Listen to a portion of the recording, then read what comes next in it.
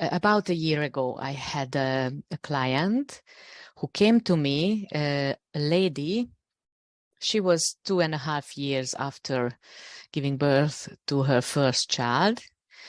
She was around 40 years old, and she did Pilates before pregnancy and a little bit even during pregnancy. And she was an avid runner as well before pregnancy.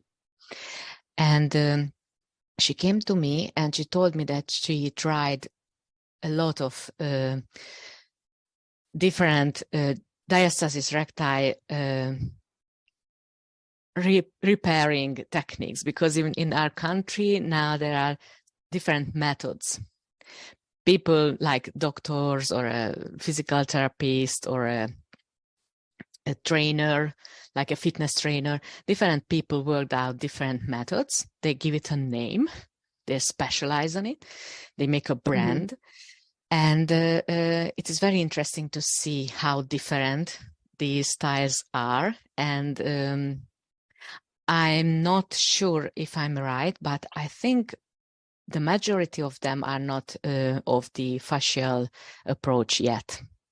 So I'm sure that they did a lot of research behind it. And I'm sure that everyone is meaning to do this regenerating training the best possible. But I kind of have the impression that they only think about the belly muscles, and they teach so many do not train out, work out like this. A lot of contraindications, we say. So when an exercise is contraindicated for people, and she was trying a couple of those, but she did feel that something is not right. She still had coning. She still had quite a long and wide gap, not extremely wide, but it was just more than 2 fingers, you know, the magical 2 fingers gap, which is a thing here as well. And she had minor pelvic floor issues as well. And she started with me on private sessions, and we did actually the PPI training project. So we did some ball sitting, releasing the pelvic floor area, lot of lateral thoracic breathing, hug the belly. And I had to realize that she was a sports lady, very tight. So she needed to release her muscles. The tension was holding up that gap, and the tension was holding up these incontinence issues. And we did a lot of side bends and all the stretching, and they hugged the belly, and gradually she came to a point where she could join the group, which is not for postpartum ladies. That my group is for anyone who wants to do Pilates in a medium level. Everyone has issues. I don't know. My clients, all of them have issues, and they sit a lot, and they have children, and they are overwhelmed, and everyone has some problems. And she was able to join that group, and her issues gone so much better that now she's an intermediate Pilates practitioner, and she absolutely fitted in the group. She learned how to protect herself from too much strain, and I really love that approach as well, so that I teach the client to take responsibility for her workout. And I don't pose myself as someone that I will heal you, I will correct you. So I don't like that approach at all. And so she is absolutely getting better and better, which is very nice to see, actually. So yes, it was a lovely journey for her and for me as well. How long did you work? So she came to you with the coning and all of that. About how long did it take her to be able to start going to the class? It was about 3 or 4 months, but she only could come once a week. And wow. we did try to incorporate homework into her days, but the only thing she was so she's not good about homeworks. She is not good in management, time management, I think. So, but she did practice blooming flower and wall sitting. I think those two exercises she was doing a couple of times before 2 sessions. So yeah. that, isn't it? So what I think is always so fascinating is the simplicity of what you're teaching coming from the course is just simple, like she could do it anywhere. And being able to see you once a week, she would have, and make that progress. I mean, that's like an ideal time frame for somebody to start and then be like 3 to 4 months. But I think what you said about teaching them autonomy, teaching them to take responsibility for their body, is one of the biggest things of all of this, because I think Pilates teachers sometimes feel so responsible, where it's maybe like if a client isn't making progress, it's their fault, it's the teacher's fault that the client is not making progress. When this way, you have the information, you're sharing it and teaching it effectively, but it's up to her to be able to do what you're teaching. And if you have the analogy of and this has to do with, taking the education from Pregnancy Pilates Impact and to you as well, is that, are you familiar with basketball, or really any kind of sport? I guess okay. So you have like the line, right, that goes down the middle of the court. And our job as the teacher is to meet you at the line.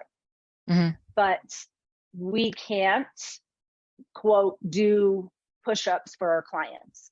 Yes, and exactly. I can't do you know what I mean? Like, so I would say I offered the information, so I give you the information, but it's 100% up to you if you're actually going to take it and implement it and be able to see these results.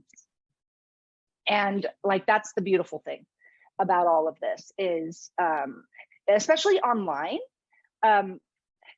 how have you felt? Obviously it's working for you, but compared to like doing let's say like, how we generally will see like a continuing education course on a weekend, like in person, right? On a weekend, 2 or 3 days all together, you get your certification and then you go home.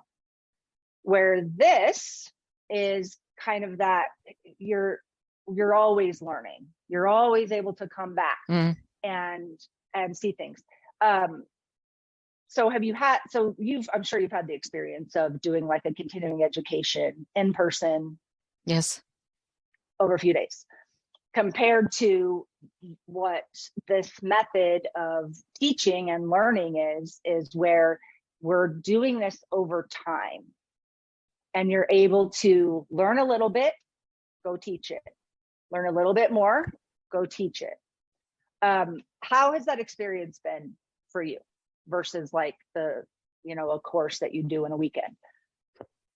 Well, it's actually better fitting my schedule now that I have a family, because I am not the owner of my time management either, and right.